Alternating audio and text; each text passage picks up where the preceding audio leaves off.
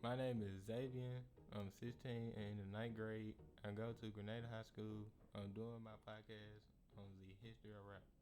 Rapping first gained popularity in the U.S. in the 1970s as a kind of street art among African American teenagers. By the 1990s, rap matured from an old school style, which was based on relatively simple lyrics such as Run DMC and Eazy-E. The new school style, which emerged include Lil Wayne or 50 Cent, was louder and included more complex lyrics.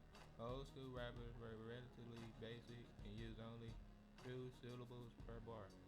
Simple rhythmic patterns and basic rhyming techniques and rhyme schemes. Music scholar Adam Krim says the flow of MC is one of the profoundest changes that separates out new sounding from older sounding music.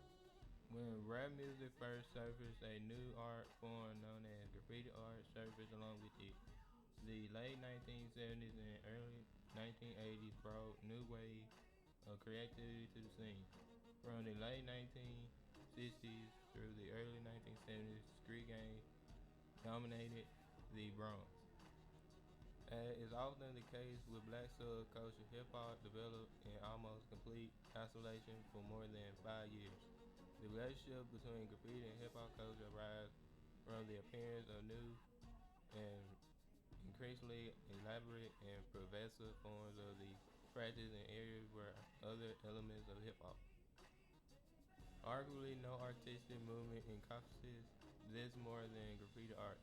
The roots in ancient history reemerge with the rise of the hip hop culture and constant transformation. Graffiti art is very important.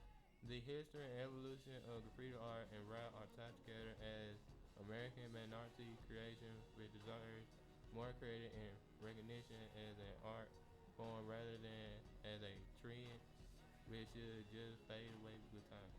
Thanks for listening. Xavier signing out.